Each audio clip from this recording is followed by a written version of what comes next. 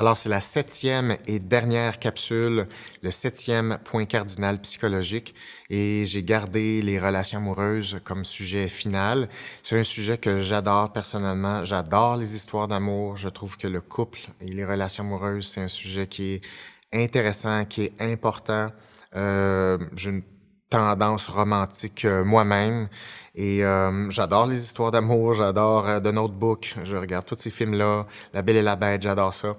Et, euh, et on veut vivre une partie de ça dans nos relations amoureuses et j'ai beaucoup de questions relatives aux relations amoureuses et des fois c'est pas facile hein, parce que on veut être en couple, on veut avoir des relations durables, mais c'est pas clair comment faire. Évidemment, il n'y a pas de recette absolument simple ou magique, mais il y a différentes balises d'orientation qu'on peut avoir et je vous en offre deux aujourd'hui. Il y a la partie sélection de partenaires et il y a la partie développementale des relations à long terme. La première chose, c'est peut-être un sujet qui est plus tabou, qui est plus difficile, c'est-à-dire c'est le processus de sélection. Alors, quand on veut être en couple à long terme, oui, il faut faire du développement relationnel, oui, c'est beaucoup de travail, puis ça, on va en parler, mais il faut aussi choisir un bon candidat, une bonne candidate à la base, parce qu'évidemment, ça va optimiser nos chances. Donc, une bonne sélection de partenaires fait en sorte qu'évidemment, ça va être beaucoup plus facile et surtout viable d'être en relation à long terme. Donc, quand on parle de sélection, on est habitué à se mettre en position où c'est nous qui sélectionnons les autres. Et aussi, les applications font ça. Ça donne l'illusion que c'est nous qui choisissons tout le temps. Mais le problème, c'est que la sélection va des deux côtés. Donc, on le sait théoriquement, mais c'est important de se le rappeler très concrètement si on veut développer des relations amoureuses parce que on sous-estime l'importance d'être sélectionné. Alors, et ça, c'est un autre tabou. C'est-à-dire que on fait miroiter l'idée que en étant naturel sans rien faire, on devrait être aimé tel qu'on est. C'est-à-dire, il y a comme une espèce de croyance ou de culture de la pureté et du soi que en étant moi naturel, sans rien, je devrais être aimé par les autres et ce sont aux autres à voir le potentiel que j'ai. Non, c'est pas vraiment comme ça que ça fonctionne. Parce que le, les relations amoureuses, c'est très compétitif. Donc, c'est pas, autant je suis un grand romantique, mais il faut sortir un peu du romantisme parce que c'est pas un film. La vie, c'est la survie, notre survie en dépend. Et donc, chaque personne veut sélectionner le ou la meilleure partenaire. Vous voulez ça, mais les gens autour de vous aussi. Donc, la question, c'est en quoi exactement vous seriez le ou la meilleure partenaire pour quelqu'un? Et ça, c'est pas une question qu'on aime se poser. Puis les médias miroitent ça beaucoup, les médias sociaux miroitent ça, c'est-à-dire, non, moi, naturellement, je dois être aimé comme je suis. Pas nécessairement. Si, par exemple, vous n'êtes pas heureux, si vous êtes mal dans votre peau, si vous n'avez pas une vie qui est constructive, si vous n'avez pas de projet, si vous n'avez pas hâte à vous lever le matin, ça va se sentir. Et donc, vous ne serez pas le meilleur ou la meilleure partenaire pour quelqu'un. Donc, oubliez pas qu'un couple qui va être viable, c'est un couple dont les deux parties ont des habiletés d'autonomie.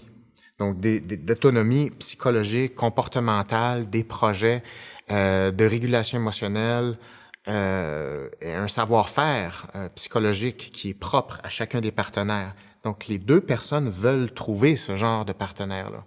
Donc, si on n'est pas bien dans sa peau, si on n'est pas fonctionnel, si on n'est pas la meilleure version de soi-même, on peut pas s'attendre à avoir le meilleur ou la meilleure candidate possible.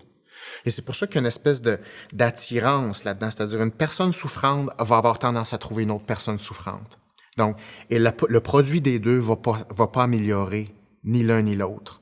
C'est pas en mixant plus de souffrance et de dépendance qu'on augmente la qualité non seulement du vécu individuel, mais encore moins du vécu relationnel. Donc, la première chose, c'est on veut un couple qui est fonctionnel, qui va durer longtemps. Ça veut dire qu'il y a une forme de stabilité relationnelle et émotionnelle. Qu'est-ce qui fait ça? Ça prend des mécanismes qui permettent à chacun des individus à être la meilleure personne, la meilleure version d'eux-mêmes. Et ça, c'est très important. Ça veut dire que si on veut sélectionner la meilleure ou le meilleur candidat pour soi, ça veut dire que ça prend une sélection qui est mutuelle. Donc, ça veut dire que la personne doit aussi penser qu'on est la meilleure personne pour cette personne-là. Donc, ça veut dire une bonne nouvelle puis une mauvaise nouvelle. La bonne nouvelle, c'est qu'on a un contrôle là-dessus. Donc, c'est pas juste j'attends que la bonne personne se pointe, que je la vois ou qu'elle me repère. C'est plus actif que ça. Donc, on veut se faire voir des bonnes personnes, mais aussi on veut être remarqué pour les qualités qu'on a à offrir. Donc, la bonne nouvelle, c'est qu'on a un contrôle parce que ça veut dire qu'au lieu de commencer par le couple, il faut commencer par sa propre condition. Et si vous commencez par votre propre condition, non seulement vous êtes rentable pour vous-même, mais aussi en vous exposant, vous faites remarquer pour vos qualités que vous développez par d'autres personnes qui cherchent ces qualités-là. Donc, en commençant par soi, on développe un sentiment de contrôle, pas seulement sur sa propre vie, mais sur notre capacité à être remarqué par des candidats qui sont intéressants et qui vont bien avec nous. Mais une personne qui a une tendance souffrante, dépendante, qui n'est pas tout à fait fonctionnelle, ça ne créera pas un appariement, une sélection du couple qui va créer de la stabilité. Ça va être vraiment le contraire. D'ailleurs, un des facteurs qui déstabilisent le plus le couple à moyen et long terme, ce sont les émotions négatives. Donc, parmi les traits de personnalité qui existent, il y a 5 traits de personnalité. Un de ces traits de personnalité, c'est le neuroticisme, qui est la masse ou la puissance des émotions négatives. Donc, un des facteurs qui nuit le plus au couple à long terme, c'est un neuroticisme élevé des deux côtés. Donc, si les deux personnes du couple ont beaucoup d'émotions négatives, ça va vraiment détériorer le couple rapidement et ce n'est pas un facteur qui va prédire la longévité du couple. Donc, évidemment, plus une personne a d'émotions négatives, plus une personne a tendance à être en détresse. Donc, ça parle du fait qu'il faut gérer ses propres émotions, faut développer sa meilleure version de soi-même et ça va réellement attirer les meilleurs candidats.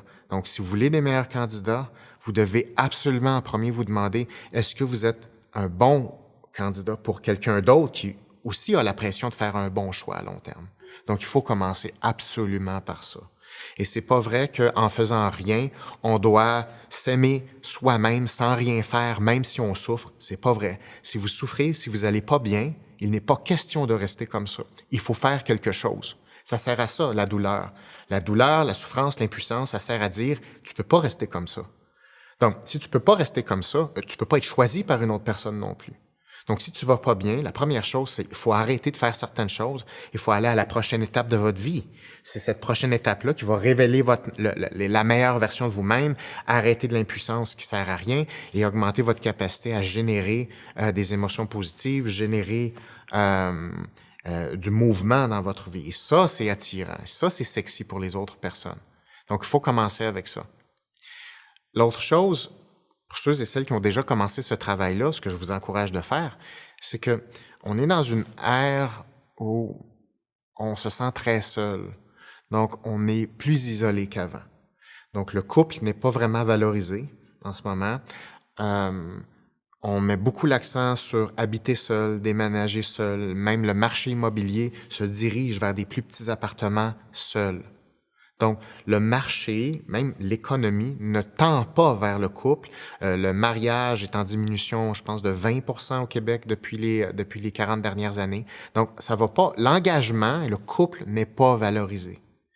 Mais ça reste qu'on veut ça. On veut être en couple, on veut s'engager. C'est super important. Donc, c'est important de contre-attaquer ça, de contre-attaquer ce courant-là en s'exposant à d'autres personnes. C'est-à-dire, il faut aller là où il y a d'autres personnes. Souvent, il y a des gens qui veulent être en couple, mais ils font pas vraiment des comportements pour aller vers les autres. Et je comprends que c'est difficile, c'est pas le fun de dire, hey, là, il faut que je sorte de chez moi, il faut que j'aille rencontrer de nouvelles personnes, et il faut que j'utilise les médias sociaux et les applications pour aussi augmenter les chances. Il y a des gens qui disent, non, moi, vraiment, je ne veux pas aller sur les applications. Et croyez-moi, je vous comprends. L'enjeu, c'est que ça ouvre des possibilités. Ça ouvre un marché, ça ouvre une exposition de plein de personnes.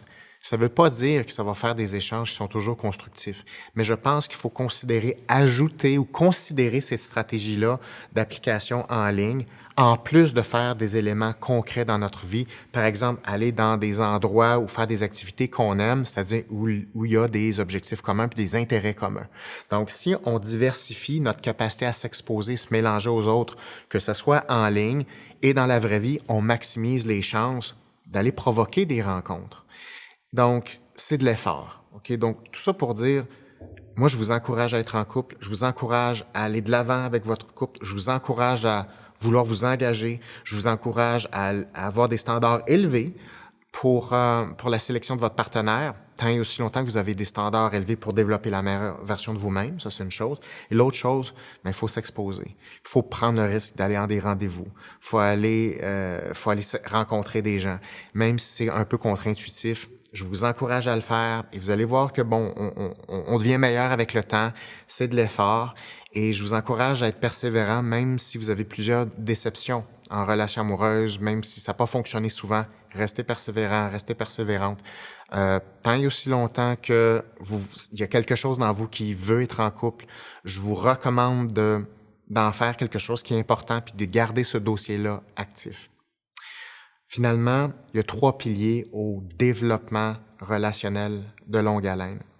Le premier pilier, c'est l'attraction, comme l'attirance sexuelle. Le deuxième, c'est le développement de l'intimité. Et le troisième, c'est l'engagement.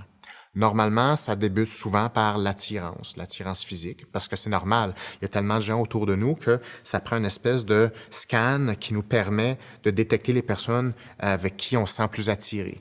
C'est pas du tout être superficiel, ça fait partie des critères de sélection de base qui nous permet de sauver du temps parce qu'il y a tellement de gens autour de nous, ça prend un processus qui nous permet de nous diriger vers des gens qui nous attirent un peu plus physiquement. L'enjeu, c'est que l'attirance physique a une limite et ça a tendance à s'effacer avec le temps, l'attirance physique ou l'attraction sexuelle. Ça perd de sa force. C'est 100% normal. Puis ça veut pas dire que faut sacrifier toute attirance sexuelle. Ça veut juste dire que l'attirance sexuelle, c'est une chose, mais il faut rapidement développer des habiletés qu'on appelle d'intimité. L'intimité, c'est le cœur de l'engagement. C'est se laisser voir de l'autre, connaître une autre personne, développer des habiletés de résolution de conflits ensemble. Ça s'appelle accepter qu'on est différent. On partage des choses, mais des choses qu'on partage pas. Il faut être capable de relever des défis ensemble, avoir des objectifs communs et développer une proximité. L'intimité, c'est le cœur du travail. L'intimité, c'est beaucoup de travail et c'est aussi beaucoup d'habiletés, principalement des habiletés de communication. C'est comme ça qu'on développe de l'intimité. Sans habileté de communication, ce qu'une personne va faire ou ce qu'un couple va faire, il va avoir tendance à passer de l'attraction directement au troisième pilier qui est l'engagement. Tu ne peux pas faire la transition attirance à engagement. Tu dois passer par intimité. Donc, les gens qui veulent passer ou se sécuriser directement en se forçant à s'engager, ça fonctionne pas. Ce n'est pas un prédicteur de longévité dans le couple ou de couple durable. Le meilleur prédicteur, c'est le développement de l'intimité. Et l'intimité, ce qu'il fait, c'est qu'il construit l'engagement. Parce que quand tu construis l'intimité, tu construis de l'attachement avec la personne, qui n'est pas de l'attirance. C'est de l'attachement et non seulement tu es attaché à la personne, mais tu es attaché à la construction relationnelle que nous avons bâtie ensemble. Et ça, c'est super important. Et ça fait en sorte que on s'accroche avec le temps avec cette personne-là. Puis même si des fois, il y a des passes qui sont difficiles parce que c'est comme ça dans un couple, on a tellement travaillé fort à construire quelque chose de beau que ça vaut la peine de se battre pour ça. Et ça, c'est de l'engagement. Mais l'espèce de colle, le fondement, le ciment de cet engagement-là, c'est l'intimité. Donc, pour ceux et celles qui sont en couple, qui veulent développer un couple à long terme, investissez définitivement sur l'intimité et investissez sur la communication interpersonnelle, particulièrement les habiletés d'écoute. Sur ce, je vous souhaite d'être en couple heureux. Pour ceux et celles qui le veulent, je vous souhaite d'être la meilleure version de vous-même, ce que vous méritez. Et j'espère que les 7 capsules vous ont été utiles. Moi, j'ai eu beaucoup de plaisir à les tourner, moi et mon équipe. On se tient au courant pour la suite des choses. Sur ce, je vous souhaite une excellente fin de journée et à bientôt.